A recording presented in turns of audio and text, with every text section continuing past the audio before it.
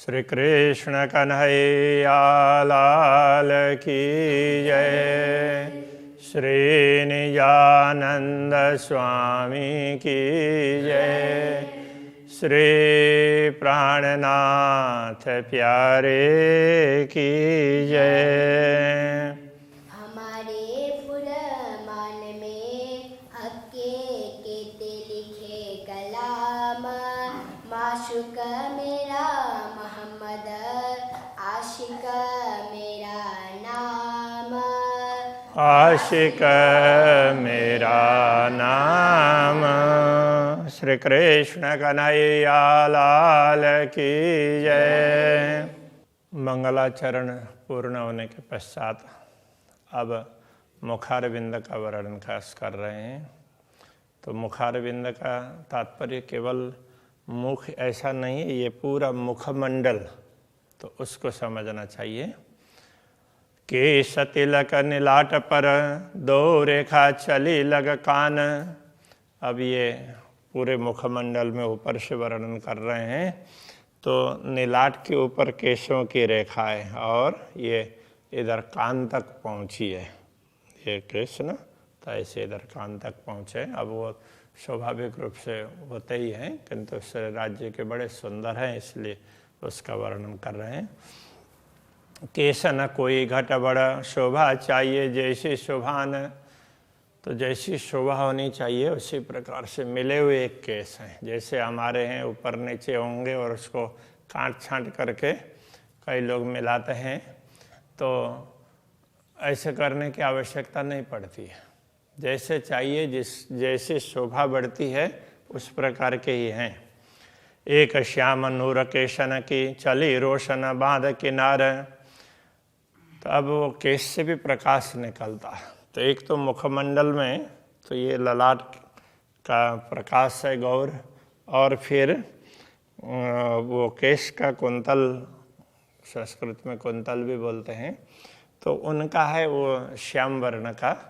तो इस तरह के से प्रकाश है। रोशन चली रोशन बांध किनारा, तो दोनों ऐसे किनारे बांध करके तो उसमें उसी हिसाब से तो उससे भी प्रकाश निकलता है। दूजी गौर नीलाट संग, ललाट के साथ ललाट का तो वो प्रकाश से गौर वर्ण का है। तो दोनों मिलते हैं, तो दोनों का किनारा ऐसे घूम करके ऐसे वो मुड़ करके तो आगे जाते हैं। करे जंग जोर अपार, तो परस्पर तो दोनों में अब श्याम वर्ण का प्रकाश ज़्यादा तेज है या गौर वर्ण का, तो ऐसा कह नहीं सकते हैं। तो दोनों बराबर तो एक दूसरे से कंपटीशन करते हुए आगे बढ़ रहे हैं, ऐसा लगता है, ये कहना चाह रहे हैं।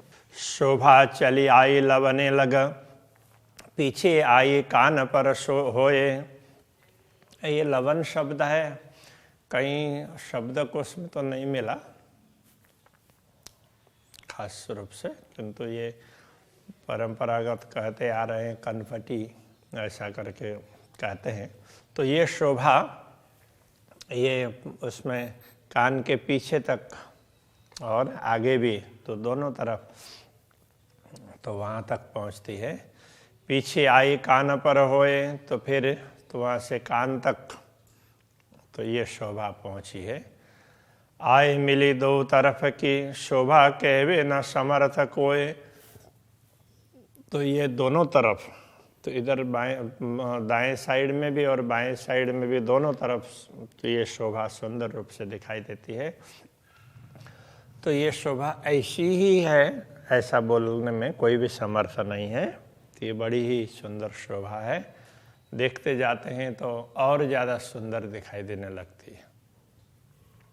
याई भात भौ नेत्र संग, करत जंग दो जोर।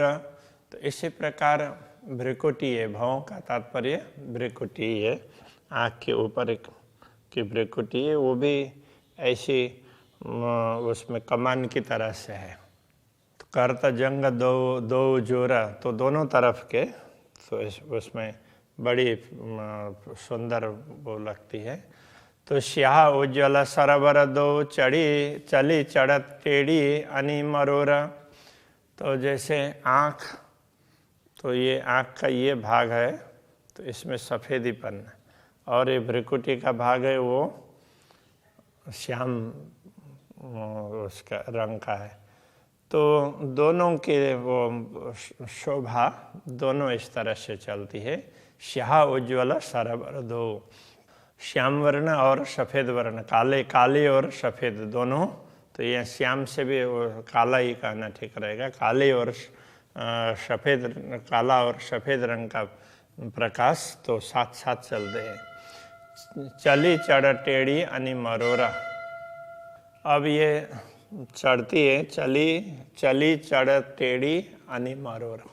तो ये ऐसे ऊपर से आकर के यहाँ तक अनि बोलते हैं तीक्ष्ण, तो तीखा भाग बन करके, नोक बन करके तो आगे तक पहुँचती है। दो अनिया भौं केसन की, दोनों तरफ भौएं और केश। तो इधर केश की भी किनारी आती है और इधर भौं की भी किनारी आती है, तो यहाँ थोड़ी सी जगह रहती है। नीलाट तले नयन पर, तो नीलाट से के नीचे आँखों के ऊपर, तो दोनों तरफ की ये वो उसकी, तो ये नीलाट के नीचे दोनों तरफ, नाक के दोनों तरफ, आँख के ऊपर भ्रिकुटी की ये शोभा है। रेखा बाँध चली दो किनारी, आए अनिया मिली बराबर। तो रेखा बाँधी चली दो किनारा, तो वो दोनों किनार के तरफ में वो एक प्रकार से पंक्ति बन करके आगे बढ़ती है, और दोनों के कोने तो ये इधर और इधर दोनों एक जैसे बराबर लगते हैं। आए अनिया मिली बराबर। दो नयन किनारी शोभित, दोनों नयनों के किनारी है दोनों तरफ, वो बड़ी सुंदर शोभा है। घटा बड़ा कोई न केस, तो उसमें केस कम ज़्यादा ऐसे नहीं है आँखों के दोनों तरफ। और ये भ्रिकुटी में भी तो ये दोनों तरफ है, तो वो जैसा चाहिए उसी प्रकार से है। स्याह उज्ज्वल दो लहरता है, कोई दे ना किसी को रेश। तो स्याह तो ये काला रंग और उज्ज्वल सफ़ेद रंग दोनों लड़ते हैं, मतलब दोनों प्रकाश है, मानो परस्पर वो द्वंद्व कर रहे हो ना। तो इस प्रकार से कोई दे न सके किसी को रेश, और किसी को भी वो परास्त नहीं कर पाते। रेश तो उसको वो परास्त करना, उसको किसी को हराना, उस अर्थ में। तिलक नीलाट न किन किया, असल बन्यो रोशन।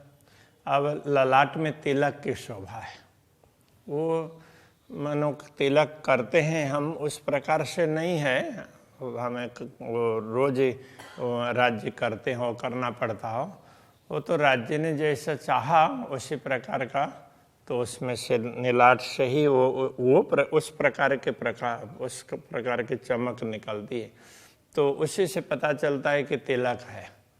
तो तिलक उस प्रकार से देखेगा, क्योंकि सभी वस्त्र आभूषण वगैरह सारे वो प्रकाश से ही है ना। तो ये तिलक भी एक प्रकार से तो बाहर से लगाया हुआ है, तो आभूषण की भांति ही, तो इस प्रकार से ये है। कई रंग खूबी छिन में, शोभा गिनती हो इन किन। क्षण क्षण में तो उसमें अलग अलग प्रकार के रंग दिखाई देते हैं, तो इसलिए इसकी शोभा ऐसी ही है, तो ऐसा बोल नहीं सकते। देह इंद्री फरेब की, देखत इत फना। देह इंद्री फरेब की, देह की, इस देह की इंद्रियां हैं, ये तो झूठ की है।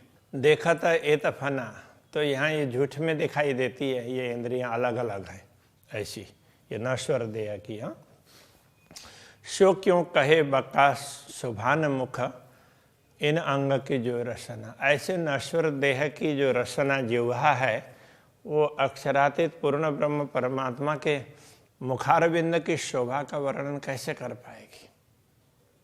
तो ऐसा इसलिए कह रहे हैं कि ये इस देह की इंद्रियां हैं, तो अक्षरातीत के अखंड स्वरूप का वर्णन नहीं कर सकती। नासिका कसूरत की, ये जो श्वास देत कुछ बोए, तो अब नासिका की बात कर रहे हैं। तो नासिका अक्षरातीत धामधनी के दिव्य स्वरूप में, उनके मुखारविंद में नासिका है, मुखमंडल में। तो नासिका के गुण क्या है? तो कह रहे हैं ये जो स्वाद देत खुशबोए, इससे सुगंधी, इस श्वास देत खुशबोए, इससे श्वास प्रश्वास लेते हैं ना, तो जो बाहर श्वास छोड़ते हैं तो उससे सुगंध निकलती है। ब्रह्मांड फोड़े इतावत, तो वो सुगंध तो इस यहाँ नश्वर दुनिया तक पहुँचती है, उनके पूरे ब्रह्मांड को पार करके यहाँ तक पहुँच गई। वैसा इत रूह वास लेत सोए, तो ब्रह्मा आत्माएं स्वयं को नश्वर जगत में मानती है तो भी इस सुगंधि को ले सकती है। बिना मोह बिना कोई ना ले सके हक नासिका गुण, अक्षरातीत धामधनी के नासिका के ये गुण हैं। ब्रह्मात्माओं के अतिरिक्त दूसरों को इनका लाभ नहीं मिलता है। कया अरस हक वतन, सो किया दिल जिन, तो जिनके दिल को, जिन ब्रह्मात्माओं के हृदय को पूर्ण ब्रह्म परमात्मा ने तो अपना घर परमधाम बना दिया है, वो उनके हृदय में विराजमान हो गए हैं। तो इसलिए ब्रह्मात्माएं उनके नासिका के सुगंध को ले सकती है। हक सूरत की बारीकियाँ ये जाने अरस अरवाए, अक्षरातीत धामधनी के स्वरूप में जो भी ऐसी सूक्ष्मताएं हैं उसको ब्रह्मात्माएं ही समझ सकती है। हक सूरत तो जान ही जो कोई और होए इब्तदाए, तो इब्तदाए का तात्पर्य आदि काल में, तो इस सृष्टि से पूर्व दूसरे कोई होते, उनका किसी का अस्तित्व होता, वो जान सकते ना। तो अक्षरातीत धामधनी के समक्ष तो ब्रह्मात्मा ही है, इसलिए दूसरों को कुछ भी मालूम नहीं है। तीन खूने तले नासिका, खूना चढ़ता चौथा ऊपर, तो नासिका में नीचे 3 कोने हैं। अब उसमें जैसे नासिका को देखते हैं तो ये हो गया और ऐसे, और ये ऐसे मिला करके, तो ये तो उस प्रकार का वो कोना बनता है। तो नासिका में 3 कोने बनते हैं। खूना चढ़ता चौथा ऊपर, तो अब ये यहाँ से लेकर के यहाँ ये, और फिर ये एक आ गया, तो एक यहाँ हो गया, इधर ये हो गया, एक इधर हो गया, 3 हो गए। चौथा ये ऊपर जाता है और यहाँ मिलता है, तो वो चौथा। ए खूबी जाने रूह अरस की, ए जो अनि आई नमती उतर, तो ब्रह्मात्मा ही इस विशेषता को जान सकती है कि ये जो अनि आई नमती उतरा। तो नासिका में ये कोना है, नासिका का अग्रभाग है, इसका कोण भी ऊपर से नीचे उतरता उतरता ये कोण, ये वही भाग ऊपर नुकीला, तो यहाँ आकर के नुकीला बनता है, तो बड़ा सुंदर लगता है। तो ये शोभा ब्रह्मात्मा ही जान सकती है। 2 छिद्रों के गिरदवाए यूं पाखड़ी फूल कटाव, तो दोनों छिद्र हैं नासिका के, और उसको थोड़ा सा ऐसा करके देखेंगे तो वो आईने में देखना पड़ेगा। तो ये भी कैसे लगेंगे? तो ये जैसे पंखुड़ी का किनार है ना, तो इस प्रकार का वो लगेगा, दोनों तरफ 2 पंखुड़ी। तो बीच आनी आई जो नासिका, ये मोमिन जाने मुख भाव, तो अब ये दोनों के एक तरफ एक पंखुड़ी, दूसरे तरफ दूसरी पंखुड़ी, और बीच में ये, तो ये अनी आई है, तो नोक तो बीच में, तो ये ब्रह्मात्मा इसको समझ सकती है। तो अक्षरातीत धामधनी के मुख के भाव को, इन अनियों और अनी मिली, 3 उतर अनी हुई दोए, तो ये इस अनी से दूसरे आ करके, तो यहाँ इधर भी कोना बनता है, और तो यहाँ बीच में भी जाकर के कोना बनता है दोनों तरफ। तो इस तरह से ये तो वो आईना रख करके एक एक करके देखेंगे तो फिर अपना पता चलेगा, तो उससे हम अक्षरातीत धामधनी का बहुत ही विशिष्ट है तो वो समझ सकते हैं। किनार तले 2 छिद्र के शोभा लेता ती सोए, तो दोनों छिद्रों के किनारे में ये इसकी शोभा बड़ी सुंदर दिखाई देती है। 2 छिद्र तले अधर ऊपर, 3 बीच लाख खूने 3, तो अब ये दोनों आँख, ये नाक के छेद हैं उसके नीचे, और ये अधर कहने से वैसे तो नीचे का ओठ उसको अधर ओष्ठ और ऊर्ध्व ओष्ठ होता है, लेकिन अधर कहने से दोनों ओठ ही मान लेते हैं, इसलिए ओठ के ऊपर ऐसा कहना पड़ेगा। ओठ के ऊपर, अधर ऊपर, ओठ के ऊपर, तो दो ये जैसे छिद्र के नीचे, नाक के छिद्र के नीचे, तो यहाँ भी ऐसा कोना बना हुआ होता है, तो ये त्रिकोण ऐसा बना हुआ होता है। तीन बीच लाक खूने तीन, तो ये लाक गोलाई है तो वो भी 3 कोने वाला त्रिकोण दिखाई देता है। सोई शोभा जाने इन अधुर की जो होए मुख हुकुम अधीन, तो इस शोभा को वही ब्रह्म आत्माएं समझ सकती है जो अक्षरातीत धामधनी के मुखारविंद से जो आदेश मिलता है उस आदेश का पालन करती है, उसके अधीन होती है, वो ब्रह्म आत्मा इस बात को समझ सकती हैं। और तले जो अधूरा 2 जोड़ शोभित जो मुख, तो अब उस त्रिकोण के नीचे अब 2 ओष्ठ है, तो दोनों जुड़ करके फिर मुख की जुड़ने के बाद में वो मुख की शोभा बनती है। रेखा लाल 2 शोभित, और ऐसे जुड़ जाते हैं तो दोनों में वो लाल लाइन ऊपर की और नीचे की लाल लाइन और बीच में भी जुड़ी हुई है, ऐसा लगता है। रुआ देख पावे अति सुख, तो ये देख करके ब्रह्म आत्माओं को बड़ा आनंद आता है। तले अधूरा के लाक जो मुख बरार बर अनितिन, अधर के नीचे भी ये यहाँ पर ये गहराई है, तो वो भी ये गहराई इस तरह से यहाँ से लेकर के इधर तक पहुँची हुई होती है, तो मुख जितना खुला है तो इतने तक ये गहराई होती है।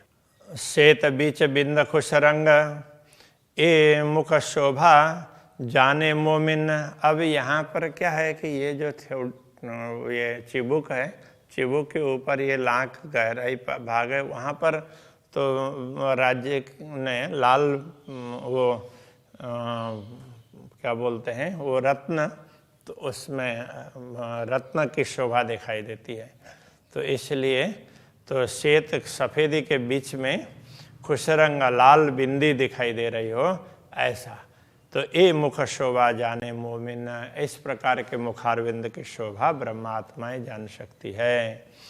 इन तले गौर हरवटी जानो मुख सदा हंसत, उसके नीचे गौर हरवटी है, चिबुक की शोभा ये गौर वर्ण की है, और ये जानो सदा मुख हंसत, तो हमेशा ये मुखारविंद हंसता हुआ हो ऐसा दिखाई देता है।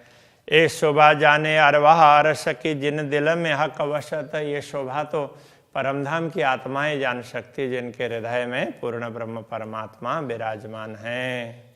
ए रंग कहे मैं इन मुख पर किन विद कहूँ सलू का, मैंने मुख के रंग तो बता दिया किंतु उनकी सुंदरता की बात मैं क्या कहूँ। ए करते मुख वर्णन दिल होत नहीं टूक टूक, तो ये मुखारविंद की शोभा का वर्णन करते हुए ये दिल टुकड़े टुकड़े क्यों नहीं हो पाता है, ये तो वर्णन हो ही नहीं सकता, इतनी सुंदर शोभा है, इस प्रकार कह रहे हैं। तो अभी के प्रश्न को यहीं रखते हैं। श्री कृष्ण कन्हैया लाल की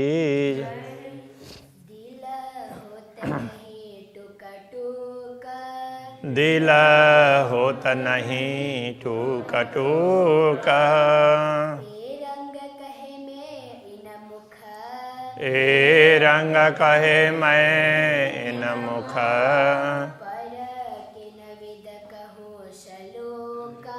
पर किन विद कहूँ सलोका, ए करते मुख वर्णना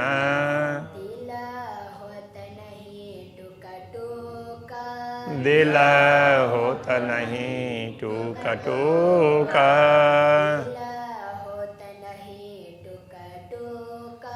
दिल होत नहीं टूक टूक।